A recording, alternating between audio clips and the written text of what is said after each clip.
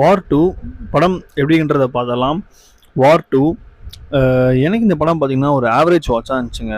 இப்போது சினிமான்னு பார்த்தீங்கன்னா நம்ப முடியாத விஷயங்களை, நடக்காத விஷயங்களை திரையில் காமிக்கிறது தான் சினிமா என்னை பொறுத்த வரைக்கும். ஸோ அந்த மாதிரி ஒரு எண்ணத்தில் நீங்கள் இந்த படம் பார்த்தீங்கன்னா அந்த படம் உங்களுக்கு பிடிக்கலாம்.